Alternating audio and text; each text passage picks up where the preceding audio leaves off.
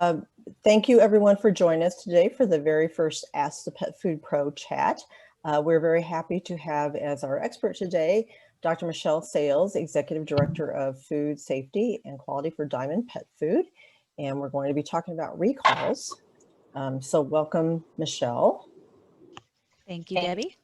Pleasure to be here. Before we get started, we have just a few housekeeping notes. This chat series is presented by Petfood Forum, and that will be taking place September 22nd to 24th. You can see in the on the PowerPoint, there's a website, petfoodforumevents.com. You can go there for more information and to register. Later today, you will be receiving an email with a link to a brief survey. We'd really appreciate it if you could please fill that out and let us know what you think of today's experience. And finally, so if you're not speaking, could you everyone please self-mute? And then that way everyone can get the most out of the experience. We have a lot of people who've registered today, which is fantastic. But we want to make sure that everyone gets the best, the most out of this experience. So please self-mute and stay muted. Also, if you do have a question for Dr. Sayles, please submit it in the chat box. My colleague, Lindsay Beaton, is monitoring that and is going to help read questions. And also, quite a few of you sent me questions ahead of time, which we really appreciate. That was very helpful to see what everyone wanted to know about. If you submitted a question this week, we may not have it on our list, so you may need to resubmit that in the chat box. And then just to give you an idea of the discussion today, we're going to focus specifically on recalls, not general regulatory issues, or not, sorry, if everyone could please mute and stay muted. Thank you. So we're going to focus on recalls specifically, and not general regulatory issues or other safety issues. And we're also not going to get into issues outside of safety. So we're not, no ingredients or formulation. Those are very important topics, but topics for another day. So today we're going to focus on recalls. And to that end, we have had a lot of questions come in about recall management, how to prepare for recalls. And so we're going to start there.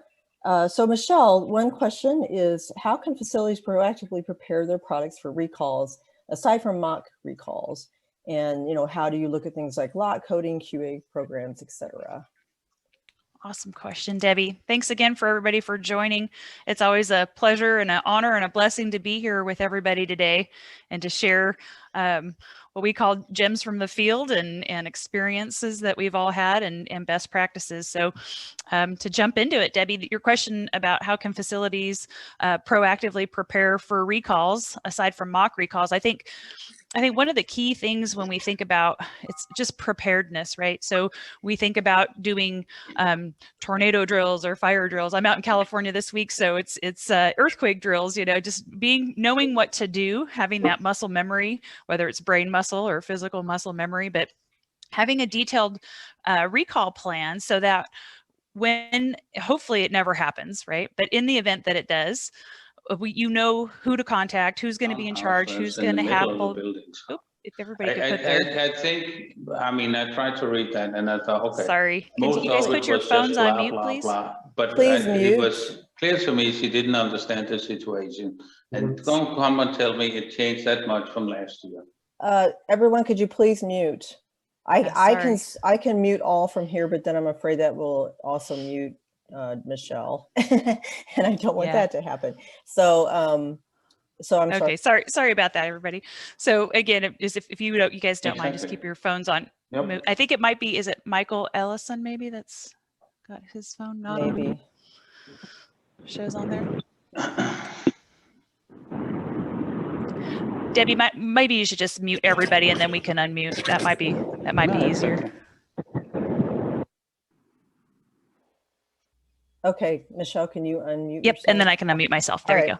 All right. That works great. Okay, sorry about that, everybody. So going back to talking about preparedness, being prepared is always, like the golden rule, right? So then you better be prepared than not have to use something than to not have it and not be and need it. So to go through and just identify, obviously, the common things. So there's a lot of guidance material out there. There's even guidance material from the FDA on how to put recall programs together. So that's I would say one of the obvious things to do. But then as you look through, what are some of the things that you can do outside of just the actual recall plan, like who you're going to call, what customers to call, the phone trees and all I will call it like more of the administrative part of a recall. But really looking at mock recalls are awesome because that helps you to be able to locate and retrieve the finished product. But there's also a lot of things that a lot of us that have done a lot of food safety audits and looking at traceability exercises. And so a good rule of thumb is 1 step forward, 1 step back. 1 step forward would be the finished product traceability, and 1 step back would be ingredients. And then within the ingredient category, right, there's minor ingredients and major ingredients. So minor ingredients are things on a smaller level, like minerals and vitamins. And then major ingredients would be some of the bigger portions of the diets that would be like carbohydrates and proteins. And so being able to trace back all of those using lot codes. And I know I think there was one question that came in about how fast should we be able to do this? I mean, as fast as you can, but and some audit companies require you to do these things within certain specific timeframes. So obviously the more you practice them, the better that you get. And it also helps find where there's opportunities for improvement. So those are always some good, just key elements from a traceability standpoint, being able to identify the components that go into your products, and then that will really determine not just the lot coding of your finished product, but the amounts of products that go in. So ingredient wise, so for example, if you identify if there's an issue with a particular ingredient and it has a lot code that extends for months and months and months, that could create issues as far as how much product you're going to have to recall back. So those are all different things that you can do that all are part of a good, robust quality control program, as well as a food safety program. Okay, great, thank you. And I see there are a few questions coming in about specific types of recalls. We are going to get into specific types of recalls, such as mycotoxins and pathogens. We're starting off, as I said, with a few of these more management type of issues. Another question that came in is, how often do incorrect release specifications lead to recalls, such as using moisture content to determine microbial safety instead of water activity? Debbie, that's a good question, because I think when we think about recalls, right, we need to think about why we have them, the categories. So if we just go back to the fundamentals of a class 1 recall versus a class 2 recall, or just even the government's definition of a recall, which by definition, recalls are actions to be taken by a firm to remove a product from the market. So what are those actions, and what would prompt you to do those actions? So class 1 recall are the situations that are the most, I would say, the most critical, in that there's reasonable probability that that product is going to be injurious to the health of the pet, a human. And then you have a class 2 recall, which there might be exposure and the risk is lower, and a class 3 recall where the situation or the exposure to the product is not likely to cause an adverse effect. And then of course we have a market withdrawal, and a lot of time we'll see market withdrawals will tend to be maybe things that aren't necessarily food safety issues, but maybe things that are quality issues that aren't likely to cause an adverse effect. So when we think about it in those terms and the specifications, a lot of the time when we have specifications on product, they tend to be more reflective of the quality attributes of that product. Now, of course, at the end of the day, when we think about what could be posed to be injurious to health in the pet food world, we have an interesting dynamic, right? Because our end user is ultimately the pet, we hope, but we also have to keep in consideration the risks that could be associated to humans. And so a lot of the time we've had discussions in the past about, for example, salmonella. Salmonella may not, I know a lot of folks that are on this call today would agree that their dogs have eaten their share of a dead mouse or a dead bird that probably had plenty of salmonella in it. and it doesn't cause them to be sick. However, but a human could become sick from that. So the pet food industry is very unique in that we have to protect our end consumer, our end consumer, I guess, which would be the pet itself. And so what are the things there would be foreign materials, chemicals and physical biological hazards. So the some pathogens, again, more are protecting humans, but also to protect the pet. So we have a lot of things that we have to think about when we think in terms of specifications, and then looking really at what are the hazards, if we stick to the chemical, physical, and biological. So I think, and not to get too far off the question, but I think the question was, how often do incorrect specifications lead to recalls? You know, ultimately, if we think of specifications in terms of quality attributes, probably not very often. And I think really the things that lead to recalls are the major failures. So things that where your critical control points have failed. So I hope that answers the question. Okay, thanks. Lindsay, were there any questions in the chat box that pertain to the management aspect? There are a couple questions that are mostly about recall prevention, like things that you wish people would do to proactively reduce recall risk, or so maybe spin that into, you know, recall management. What are some of the top mistakes you see people making, and how, you know, what are some of the top ways people could really be prepared to act swiftly if they do need to do a recall? So Lindsay, I think in terms of how to act swiftly, I think one of the key things, if we fundamentally go back to what are the key things around our food safety programs, and how robust are your programs, and how do we measure those programs? And so I think those of you out there that may have heard some of I've given a couple lectures about being data management and being data driven, using the data to drive decision-making processes. And why do we do that? We use the data to support the decisions that we make, not only the decisions that we make, but also to defend ourselves in situations where, so if we go back to the old HACCP days, one of the golden rules was if you don't document it, it didn't happen. So if we take that philosophy of you don't document it, it didn't happen, not just from a record keeping standpoint, but also from a data collection standpoint. So if we think about it in terms of data, what are the types of things that we can collect data on that could help support us? And I hate to say that, but sometimes I feel like in today's world, we're in this defense. We have to defend that that our products are safe, that our products were produced to the specifications, right? And the data can do that to support that. So I think one of the things that Debbie had asked at the beginning was really what we talk about recall management, but then also to break out and look into what are the most common recalls that we see in the pet food industry. And I think over the last 10 years, I don't think anybody would argue too much that the top recalls that we've seen have been around pathogens, specifically salmonella, have been around mycotoxins, specifically probably aflatoxin has been the biggest out of that group. And then the third biggest category for recalls has been nutritional deficiencies and toxicities. And I would say in the last probably 2 to 3 years, vitamin D has been probably on the top of that list. So going back to what are some of the things that you can proactively do, or things that we can do to either expedite, I don't even necessarily think of it in terms of expedite, but how do we just prevent things from getting us to the point where we're going to have a recall in one of those 3 categories. So there's a lot of work that goes on behind the scenes, and it all really is tied together in a very complex food safety control program. And there's individual programs. And so going back to the first thought that I had a few seconds ago about data management and using data and being data driven is, if you look at those 3 programs, and we can pick one just in specific, like if we look at aflatoxin, for example, right?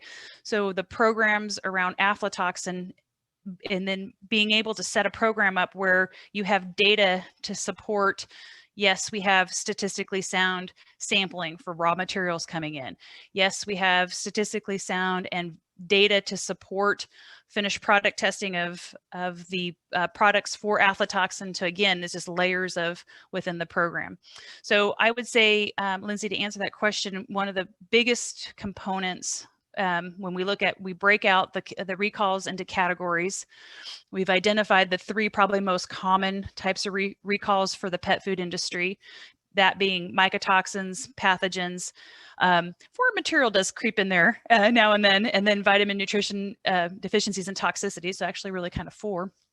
The biggest thing, without getting into the specifics, and maybe we can get some questions about one of those specifically, but I would say that the biggest asset or the biggest help is creating documentation, records, and most importantly, data to support the robustness of your program and the robustness of your products.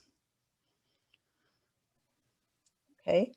I think we do have some questions around some specifics, but before that, just going back to the whole, say the worst has happened, your company's experiencing a recall. There are several questions we received about, how do you bring in all the internal players that need to be part of this, management, PR, obviously operations and quality and safety. Are there best practices around that? I think there's a lot of different strategies, Debbie. I think what I've noticed in my career working in human food, working in the meat industry, working in the bakery industry, and then coming over into pet food, every company, even if we just focus on pet food, even the pet food companies, every factory, they're like children almost. And unless you have identical twins and they all act identical, but even I've heard people that have identical twins that tell me their twins are different. Every factory has a personality. So there's people that have stronger personalities versus not, and I think it rolls up into the company and the management. But rather than to say, oh, my recommendation would be that the CEO is the guy that leads the recall. Well, in some cases that may not be, he may not be the most personable person in front of a camera during an interview, or maybe that's the person that maybe the senior scientist on the R&D team is actually the person that's the calmest, that would be the person that is good at organization. So rather than, I think, trying to identify a title as far as who should manage a recall, it really, I think, boils down to reviewing your recall program and identifying that person, whoever it may be. It may be, you may have a wonderful lady that works in the front office that is amazing at organization and communication, and maybe that's the person that can help be the organizer. But I do think there's a lot of value in thinking through who you want to be that person to communicate, who you want who's going to be the person that's going to be the spokesperson, who's going to collect the information. I was at a really great conference that the Mid-Continent Association for Food and Drug Officials put on a couple years ago in Iowa. Actually, I think it was in Nebraska. And they talked, the whole session was 4 or 5 speakers all around presentations to working with the media. And one of the inspectors, I'll never forget it, he actually shared a video of, there was a big recall in Iowa, I think it was Cyclospora, and he shared that recall that he had with the interview for that recall with Wolf Blitzer. And it was a disaster. The poor guy, he wasn't dressed right, he was nervous. And so it was a great example of how to think some of these things through, because you hope you're never in that situation. But anyway, Debbie, I hope that answers the question. But I would say, more than trying to push a title into it, I would make sure you have the appropriate personality and skill set that's capable for those different roles within the recall. And in all of this that we've been talking about so far, the whole key is to plan in advance, so that, to plan to prevent them, to make sure you have the right safety and quality protocols in place so you can prevent a recall. But then if you happen to have one happen, then you have plans already in place that you can act quickly and implement quickly. Correct? Absolutely. So let's get into some of the specific types of recalls that the pet food industry is experiencing and does experience. Most recently, we've had a lot with aflatoxin and mycotoxins in general. So we have some questions around that. What is the maximum permitted level of aflatoxin in dog and cat food? Is there a normative reference? So the FDA has done a great job of publishing a lot of guidance documents around that. And I believe the aflatoxin level for pet food is 20 parts per billion in corn, but I would believe that they probably would hold us to that for finished product as well. So a lot of good resources out there in today's world at your fingertips. Okay, good. Speaking of some of the recent recalls, you know, some of them seem to last a while. I think that's what the question is getting at. You know, why do those types of recalls with mycotoxins seem to draw out, you know, over a period of time? I think a couple different things happen, Debbie, when recalls get extended, and I think the initial reaction, and this happens within the company and then also within the FDA. So for however it comes to fruition, whether it's a state or a regulatory official or a consumer complaint or something comes, the event occurs and we find that we have exceeded the allowable level of a particular mycotoxin. In this case, for this example that we're on, is aflatoxin in the marketplace. So the immediate reaction from both parties, the regulatory side, I would say, as well as from the company or the manufacturing side, is to figure out what that product is and to remove it from the marketplace, right? And I think what we find is that for those of us that have been through these types of experiences, is that that happens. There's a lot of looking at here again, the preparedness of the mock recalls, the traceability exercises come into play. So we identify the product, we identify the lot, we identify where that product went, and we're working to try to retrieve that. So then in the subsequent days that follow, typically what will happen is the FDA, a group, whether it's the state or whether they're federal agents, will show up to your facility and they will do a deep dive investigation. And it's oftentimes through these deep dive investigations. And again, there's obviously multiple reasons for root cause for the issue to occur. If they found that it was just you know, for example, one bad load of corn that came in that and they feel comfortable that it only affected X number of products, then the recall is usually pretty cut and dry. If they find that there were issues where perhaps the deficiencies were because your testing program wasn't adequate for incoming ingredients, then all of a sudden it could put some question on previous production lots that were produced. And so typically what's happened in the past is that when we see the initial recall notification go out, again, you know, if you think about this in perspective, the perspective being that there's a lot of pressure to get that product off the marketplace.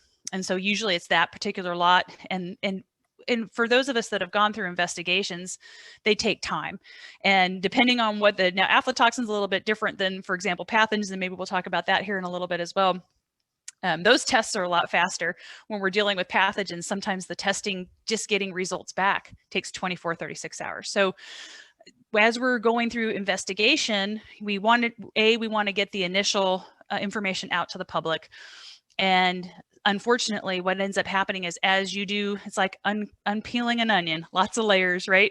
As you start to dig and you do maybe perhaps find a root cause, that could implicate other production lots. And so as a result of that, additional lots or sometimes products, sometimes additional lines, just again, it depends on this particular scenario, tends to grow. And the original recall notification that goes out isn't comprehensive enough. And so that's typically what we see, is that it's during that investigation process, the subsequent days that follow, that when we see the recall notifications grow, it's because, in fact, for whatever the root cause reason has caused, expanded the amount of product that needed to be retrieved. Okay, that makes sense. Lindsay, it looks like there's a few questions in the chat box about mycotoxins. So I do have one specifically about that, but there's also one that kind of follows up and mixes in with a bunch of things that you just said, Michele. So if you don't mind, no.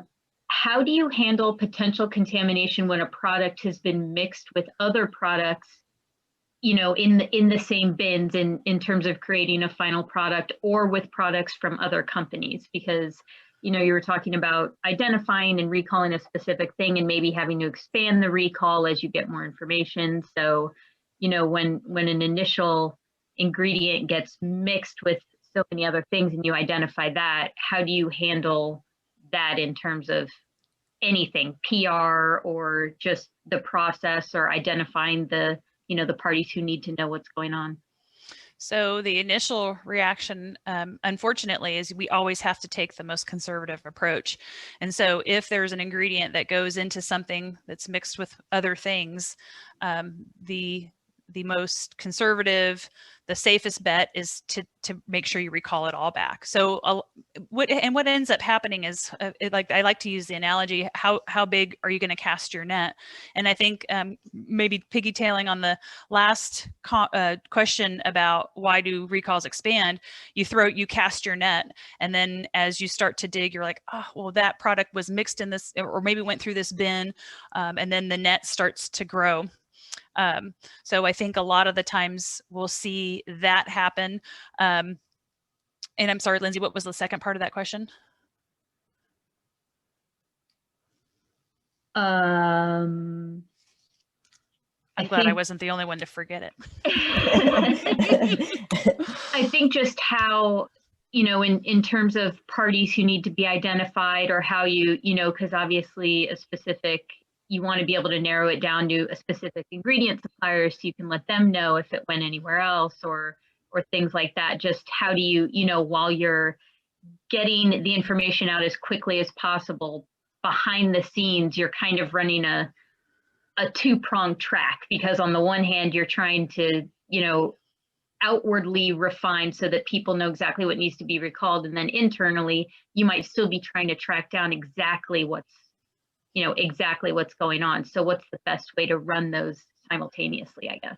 Well, and I think behind the scenes, we're always casting a bigger net. So we're always, out of abundance of precaution, right? We're padding everything by 2 or 3 production lots or days or whatever. And then it's easier to cast a bigger net and then to start to squeeze it in to narrow it. And as far as what parties to identify or people that you're in contact with, obviously if you have, and again, there's so many, it's hard to talk in generalities, but if maybe there's a more specific question on how to handle something, that might make a little bit more sense. But if you're lucky enough to identify the ingredient that it came in, and then you can start to look at, okay, what bins did that ingredient go into? What products did it go into? Do I need to call that supplier? And then that, you know, that opens up a whole another realm of issues, because then that supplier then would have to, and then there are certain regulations that require us, if we know that we have an ingredient coming in, we report those ingredients that were associated with that recall. So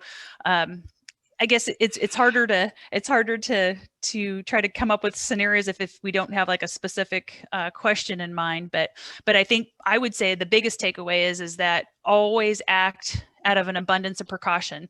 Always cast your net and it larger than you need, and it's easier to narrow down than to start narrow and go wider. And then, so we don't get too far off the aflatoxin path, somebody did specifically ask, are FDA or PFI looking at aflatoxins plus other known mycotoxin levels, the cumulative amounts, rather than just aflatoxin alone? So I hope I understand the question right, looking at just specifically aflatoxin. So I think because the FDA has an established threshold, then that makes, then we all know where our boundaries are for that, right? And so we can design our programs. So for example, if the regulatory action limit for aflatoxin in corn is 20 parts per billion, then maybe our action, you again, acting on the conservative side, set your programs up so that you're starting to reject loads at 15 parts per billion. So you tend to be on the more conservative side to add that layer of protection, looking at making sure that your statistical sampling programs are appropriate. Are we testing finished product? Are we not testing finished product? Those types of questions come up. But you did mention something about PFI, which is the Pet Food Institute, and that's one thing that I would tell you that over my years of experience coming out of the meat world, and then now being in pet food, I feel it's like human food that we're feeding to pets. But in the pet food world, the value of having the trade organizations and the support from them, the work that we've done, the research, the collaborative efforts. Some of my best personal friends today are friends that I've met through collaborations within my peers at other companies in the pet food industry, as well as on the human food side. It's a great network. There is no competitive advantage to food safety. All of our companies have agreed to partake in that, and we know that the only way our industry is going to accelerate forward is if we all work together and share. And so it's been tremendous value over the last. I've been very involved with PFI probably over the last 15 years. Amazing to see my peers at other pet food companies. We all come together. We all, at the end of the day, we all have the same issues. We all go through the same things, and we get to share. And then it's just being able to set up these networks of experience and knowledge, and to pull from each other. Over the years, we've had the luxury of being able to have these groups come together. We have specific committees that look at very scientific research projects. We've actually even worked with other industries who are within our supply chain. So for example, the rendering industry, they've been amazing trade group to work with. The North American Rendering Association has been awesome. It's been great to work and partner up with them so that we can have strategic alliances within the supply chain. A program or an alliance that came together about 4 or 5 years ago was the Pet Food Alliance, and that was really initiated by the rendering group. It's made up of pet food industry participants. There's people throughout the entire supply chain, from analyticals to ingredients to, it's an incredible organization. It's a great platform to really look at being able to say, I'm data driven. What kind of data are we going to collect today? Looking at scientific research projects to really push forward not just the pet food industry, but the supply chains that support us. So it's been a great endeavor. So I'm glad you mentioned them. Okay, thank you. It looks like there may have been a follow-up question to that one, Lindsay, and another mycotoxin related question that came in. Since we're on the subject of mycotoxins. There are a couple. They're Europe focused, it looks like. So one of them is, I'm just going to have to read it because some of it is scientifically a bit over my head. So please don't laugh if I completely butcher the pronunciation of these elements. Other mycotoxins beside aflatoxins include these, and there are recent studies looking at some of them in grains. Zeralanone is, I think that's how it's pronounced. There you go. We'll go with that one. Citrinin, Acratoxin A. Are these being evaluated? Discussion in Europe seems to be happening. So I guess there are other mycotoxins that are being discussed in Europe, and they want to know how it's being evaluated or where else it might be being evaluated. Gotcha.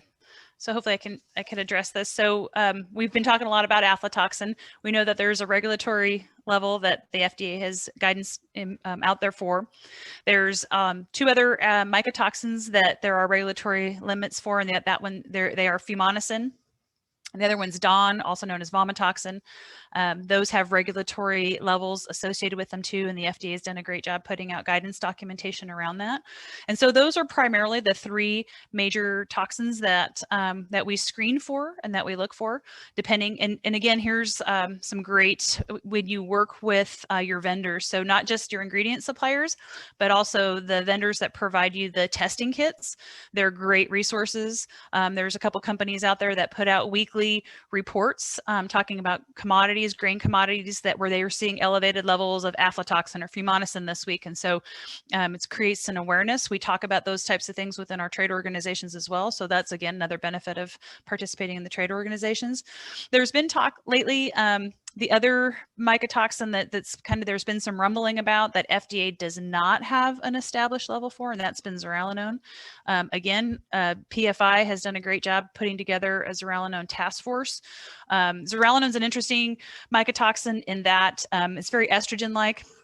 It doesn't have quite the health ramifications that aflatoxin or fumonisin or DON do on pets. It may cause some disruption in some estrus cycles and some of those types of things. So it doesn't have the severe effects.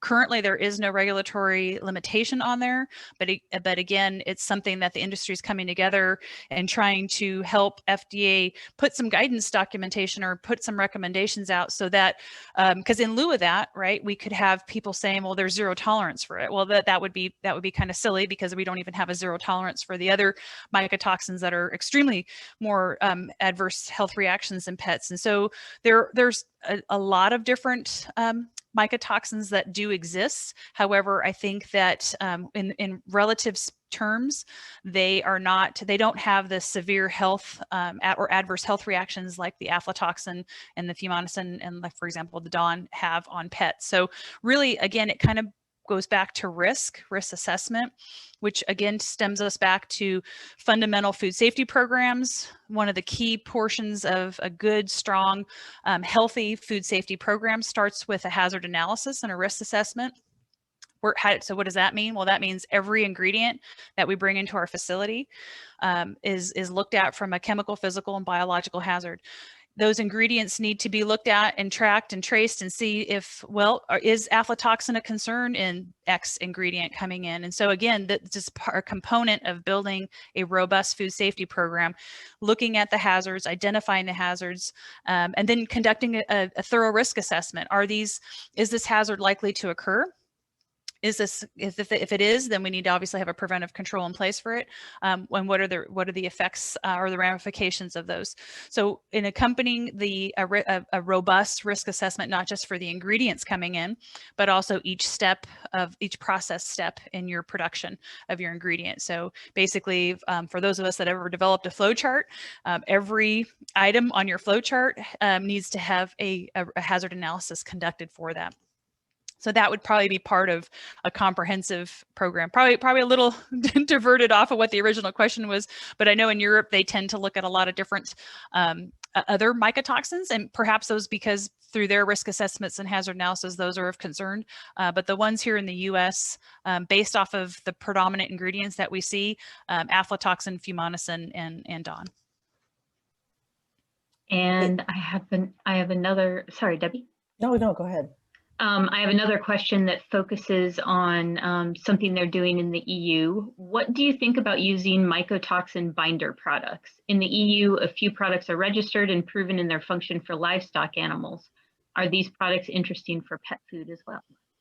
I mean, I guess they could be. I know they're very effective, but I think at the end of the day, and we've been able to demonstrate this, that if you have robust and statistically sound sampling programs, that we should be able to control those toxins prior to getting into our products. And if they do happen to get in our products, between the robust statistical sampling of the ingredients, and I mean, really testing a thorough testing, a statistical sampling of that, and having that information, and then in addition to that, testing your finished product for any residuals of mycotoxins that could be in your product, it shouldn't be necessary. I mean, I don't want to downplay it, because I do know that that some of these binders can be extremely effective, but I do believe that that a good sampling program and finished product testing program can be just as adequate, if not better. Okay, great, thanks.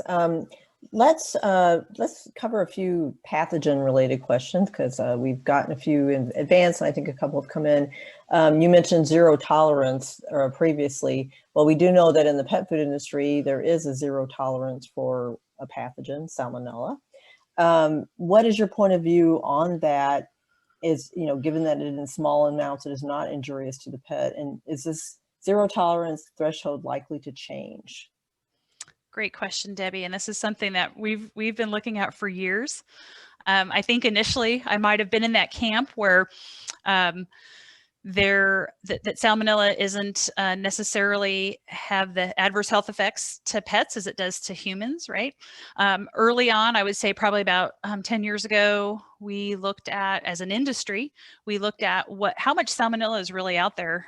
When you look at a dry extruded pet food, We're talking about moistures 10% or less, very low water activity. So these aren't typically products that support the growth of pathogens, let alone salmonella. So when we get a positive in the field, how much salmonella is really there? And so as an industry, that was a question that a lot of us had. And so when we went back and actually did some enumeration work, the industry found out that the levels of salmonella that are present when a dry extruded pet product reveals a presumptive or a positive is actually extremely low. And we're talking a fraction of a cell, 0.01 colony forming units per gram of food. So it's like barely a few cells of this organism. So yes, when we think about it in terms of the amount of that pathogen present in a dry product, again, it's typically very low. Probably not likely to induce an adverse health reaction in the pet. I think through many years of discussion with this and even discussion with the FDA, I think at the end of the day, the FDA came back and said, how much, so would you like to tell your customer that a little bit is okay? Well, to my dog, it might be, but to my 2-year-old that could potentially go, I don't have a 2-year-old anymore. My son's 19, but to a child going over to the dog food bowl and eating some kibble, could that 2-3 cells of salmonella be injurious to health? Typically, depending on the strain of salmonella, probably not. But there's over 2,000 strains of salmonella, and there's different virulence in a majority of those different strains. There are some strains that less than 10 cells can be very injurious, but then there's some that aren't. So there's, with the information that we have today, again, I used to be in that camp. I used to be in the camp that, gosh, zero tolerance just doesn't seem right for our industry because there's such a low level. We know that the levels that exist are so low. Unfortunately, though, it's harder to justify when our industry isn't just charged with protecting the pet, that we have to protect the pet parents too, as well, to protect them as well, and the pet parents' children, real children, human children, as well as their fuzzy children. So even though there's so much science and so much data out there to show us that the levels are extremely low, but at the end of the day, how do you justify between the pet and the human? So unfortunately, I think that the zero tolerance standard is going to be here, and I don't think it's going to go anywhere. So we basically, for a lot of my colleagues that know me, I say this a lot, we make infant formula that we just happen to feed to dogs. And so that's the mentality that a lot of us have now, is that we don't just make pet food, we make human food that we just happen to feed to pets. So that's the level that we have to stand by. And but salmonella is the only pathogen that has a zero tolerance level, correct? No, it's not actually. So E. coli 0157H7 or the hemorrhagic E. coli's, there's also zero tolerance for that. And currently in the United States, we have a zero tolerance for Listeria monocytogenes. In Europe, there's a level. I believe it's less than 100 cell or 100 CFU per gram. But unfortunately, in the United States, we are held to zero tolerance for predominantly most pathogens. So that would be things like Campylobacter jejuni, all the hemorrhagic E. coli's, and all 2,000 strains of salmonella. Okay. And some of those, though, can be injurious to pets too, correct? Some of them probably could be, yes. Yeah. Okay. What do you think of irradiation as a kill step for pathogens and other things that might be getting into pet food we don't want there? Good question. Something too that I've spent a lot of time researching over the years. I was actually in the meat, started my career out in the meat industry. And so I spent a lot of time working on irradiation projects for fresh meat. And so I do know that irradiation can be a very valuable tool in your food safety toolbox, if you so choose. Unfortunately, for dry extruded pet food now, dry extruded pet food, we're dealt with, because of the levels of fats and oils that we use, the irradiation will tend to accelerate oxidation. And so if you accelerate oxidation, you start to decrease the shelf life of your products, and your products could become rancid faster in the marketplace. So unfortunately, while irradiation is a great method to control pathogen control in finished products.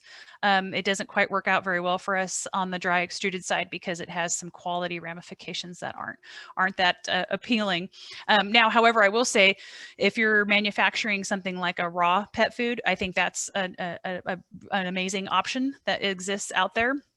Obviously, there's a cost associated with it, but irradiation becomes because there's higher moistures, and it probably is. It's definitely a valuable tool that you could use if you're manufacturing raw pet food. High pressure pasteurization, another technology today that again, but those high pressure pasteurization really requires is most effective in products where there's higher moisture. So that doesn't really preclude to the dry extruded category, but definitely options for those folks making raw pet food. What about wet pet food that's retorted? Are there particular pathogens and ways to control them? Well, and actually canned dog food, retorted pet food is probably one of the best businesses to be in, with the exception of your only concern is to make sure you're controlling Clostridium botulinum. And if you're following all the canning practices, then there's been a lot of research and a lot of historical data that we've brought over from the human food side for low acid canned products. So actually, if you're in the canned dog food business, that's probably, and you don't want to deal with pathogens, that's probably the business to be in. Ah, okay, good to know. Lindsay, any other questions related to pathogens that have come in? I know I posed a couple myself, but somebody actually a little bit ago asked something about insect protein, and if they're, as it becomes, it's pretty niche right now, but it's becoming something that more companies are looking into as alternative protein sources. Do we know yet if there are, if they have a higher propensity to have contaminants because of what they're fed? Are there any other, pathogens that we're really going to need to be aware of in terms of insect protein, since it's a newer thing? Yeah, no, it's kind of it's an interesting arena and a new alternative for us. I've actually had the awesome opportunity to go visit a black fly larva plant and watch them make meals and oils. And honestly, at the end of the day, those at that particular factory, they fed the flies like a cookie meal, like a human, almost like a human food. So very much similar to, I would say, probably the propensity toward pathogens may be less, maybe in an insect protein facility than in, for example, like a chicken meal plant or a pork meal plant or something, where their raw materials are probably more contain a higher percentage of pathogens, but they're cooked. And again, the rendering industry has done an amazing job validating the lethality of the actual rendering process. So as far as if I looked at, if we were going to conduct a hazard analysis on an ingredient, like my company said, we were going to start using this ingredient, an insect protein or an insect oil coming in, the hazard analysis, obviously we'd like to go visit the facility, see what they're feeding the larva or the grubs prior to their harvest. But I think for them, the same issues that we see with the cross contamination and how the products are stored, because I'm imagining that they're probably rendered maybe in a similar scenario. But no, it's an exciting venture, definitely a good opportunity. I think probably the biggest hurdle is going to be consumer acceptability. Will consumers be accepting of that? But from a hazard analysis and a risk assessment standpoint, I feel pretty comfortable that they're, and a lot of those, again, if you're using an insect protein, the ingredient will probably go into our kill step. And so then it becomes a lot lower risk for us in general. Great. If you are interested in learning more about insect protein, just shameless plug here, we will have a couple sessions at Petfood Forum related to that. So just keep that in mind. It looks like we still have a lot of questions coming in related to going back to the whole idea of, managing recalls, preventing them, and all of that. Lindsay, do you want to maybe read one or two from the chat box, please? Sure. So there are a couple things about timing. So somebody asked, when is the time to make a recall? Do you do it when your reports show that there might be a probability for a risk of contamination, or until there's confirmation of the contaminant in the final product as reported by a client or somebody else? Ooh, that's a good question. You never want to take too long, but you don't want to be premature and initiate a recall and then find out that it was a false positive, for example, if we're talking about a pathogen. So I think it's a fine line on how you handle that. I think always being conservative is a good approach. But then I think before you pull the trigger and actually issue a press release, I would definitely want to have the data in hand, whether it be internal data or data that you received from the outside in, to confirm whatever the issue is in fact has been confirmed as a real issue. And then somebody, I think this is a really good question, so I hope there's a good answer for it. When can you deem a recall successful? If you don't have one. avoiding it is they had to do it. And then, yes, and then there's kind of a follow-up question to that. What are some strategies to recover from a recall? Oh, good. That's a whole, I'll try to jump into that one on recovery. Again, I think calling something a successful recall, that's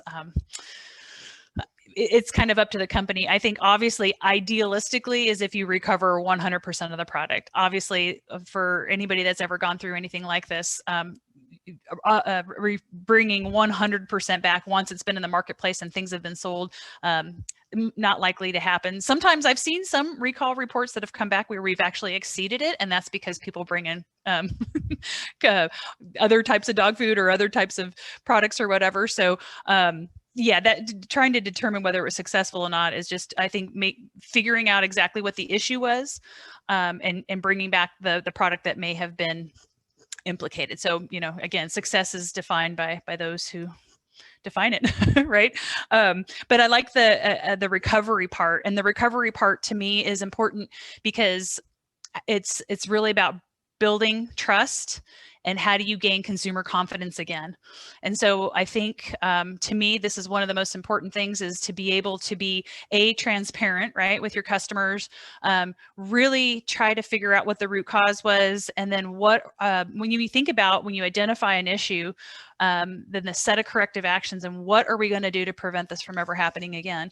And so really strengthening, building redundancy in, extra testing, whatever it is, and then being able to collect data to support that. And then, I mean, honestly, I think my experience has been, I can sit here and tell you all the things that I've done, but unless I have the data to support it. And so really being data driven, making sure that you're gathering all the information, here's all the things that we've done. The proof ends up being in the pudding, and then being able to win back your customers' confidence is key. And it is possible. And when you go back through and you can gather the data and the data supports the decisions that you're making, and definitely supports the health and the robustness of your products. I think those are the things that really help build consumer confidence. Okay, I'm going to interject a question, Lindsay, that came in previously that I think is related to that, and you may have already addressed this, Michele. In a recall, what is the percentage of product that is expected to be traced? So if records show a production of 1,000 pounds of lot 1 of product A, does the manufacturer need to account for all 1,000 pounds, or is there an acceptable percentage? I think that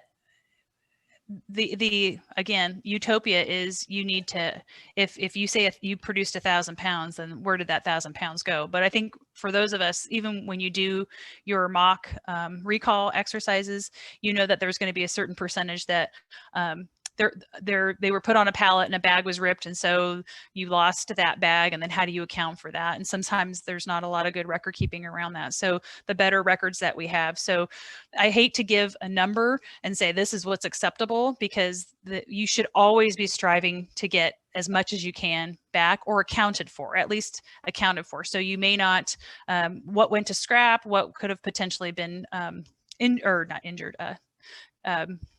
spoiled versus what was actually put out and shipped and packed. And I think with technology today, with barcodes and stuff, we're getting better at that. Back in the day when we had to hand count things, I think our numbers were probably not as accurate. But I hate to give a percentage, because the goal is always to try to account for as much as you possibly can. Okay. And then I think we'll wrap up. We have a few minutes left. We haven't really touched yet on, you mentioned one of the big buckets of recalls is nutritional deficiencies and toxicities. And we know that there's been some of those happening in the industry. So for example, there's a question around, most pet foods now have meat first as a marketing claim. They really focus on the meat. What are your thoughts on the presence of antibiotic residues in meat? And we know, related to that, we know that there's been, you mentioned vitamin D as a excessive vitamin D, not necessarily from meat, but in some pet foods. We know there's been recalls over the past several years with pentobarbital ending up in the meat stores. So maybe you could address those types of recalls. Sure. So Please. your first one that you mentioned about the antibiotic residue in meat, I think one of the things that we have the luxury here in the United States is that any meat products that we use have to have gone through a USDA certified facility. And so our partners at USDA at the slaughterhouses, and again, having come from the meat industry, so I can testify to this, there's pretty robust antimicrobial residue testing going on at the slaughterhouse level. In addition to that, there's been a lot of regulations over the last years that look at controlling the use of different antibiotics, right? So the Veterinary Act, where you have to have a prescription. So I have cattle. I just can't go out and buy antibiotics and treat my cattle. A lot of the time, if I'm going to feed it, there's very specific regulations. There's been a lot of antibiotic any subtherapeutic use of antibiotics that you used to use for feed additives has now all been banned. So I think as the USDA has done a very successful job at significantly decreasing, if not eliminating, the potential for antibiotic residues to be in meat. And then again, because the pet food manufacturing, all the meat that we're purchasing has come through USDA inspected facilities. So again, Debbie, going back to the food safety plan and looking at hazard analysis and risk analysis, antibiotic residues become smaller risk, and especially over the last couple of years for sure. So definitely not as big as a risk it was maybe 10 or 15 years ago. And in terms of vitamin D toxicities, those predominantly, again, those are when we think about I mentioned earlier, doing trace exercises with different ingredients, so minor ingredients versus major ingredients. Obviously, vitamin D would fall into that minor category. And so there's a whole series of quality control programs that could go around making sure that the correct ingredient gets put in the correct bin, that there's people there that are redundancy and making sure people are signing off that you didn't put salt in the vitamin D bin or vitamin D in the salt bin or whatever that is. So there's programs to ensure that. There's mixer validation studies that we're doing so that, it's a small amount going into a larger batch, and are we getting adequate mixing? So there's things along that line. And then ultimately supplier programs and working with your vendors, making sure that we have programs put in place to where when the vendor sends us the ingredients, that there's a high level of confidence that what they're sending us is accurate. And then, looking at certificate analysis, validation programs, and making sure that trust but verify type things. So there's a whole series of programs that we can do to support not just vitamins and minerals in general, and to making sure that the adequate amounts are going into the diets as we have designed them to go in. So that's been great for, not great, I shouldn't say it's never great when there's a recall, but it has caused us to go back and really nicely look at what are the things that we can improve on. And there was a lot of opportunity for us. There's always better opportunity for us to work with our ingredient suppliers and put programs in place. And sometimes it seems like there's a lot of redundancy, but I think at the end of the day, it's been pretty valuable. Your last question, pentobarbital. So yes, in the last number of years, it's not a very common recall. It doesn't happen very often, but it has happened, and it has happened in the last probably like at least 5 years that I can think of. And again, this is typically pentobarbital is a chemical that's used to euthanize horses. So the initial reaction or the assumption is, oh, horse meat must have gotten into the product. That's not necessarily always true. What we found when there was a deep dive into that, that sometimes people that raise show cattle, that they would also put their animals down with pentobarbital. And unfortunately, those animals would end up into the rendering stream. So it's not likely, but I will share this with you, that when an issue like that did arise, and it seemed kind of odd because obviously there's not horses going into the rendering facilities anymore. And the rendering industry's done a great job at that. So it's like, well, where is this happening? We get together with the Rendering Association, and we had significant meetings with them looking at how could this happen? How could we prevent this from happening? And one of the things in the supply chain that we learned, for example, I had no idea that there were people out there euthanizing show cattle with pentobarbital. So that was a learning that we came across, and we found that we needed to engage the American Vet Association. So we had meetings with them and really trying to engage them as a partner to say, if you get called out to a farm and they want you to euthanize these animals, please be respectful of thinking or working with that customer as to where this animal will ultimately potentially could end up. So that has been tremendously successful. And again, I can't promote the involvement with our industry partners, whether it's the National Rendering Association, the Pet Food Institute, and then the Pet Food Alliance. I'd love to support them. There are a lot of the Pet Food Alliance. I really highly encourage you, the folks that are on the phone and the call today. It costs nothing to be members of, but a tremendous resource for people to engage in, learn more, ask questions.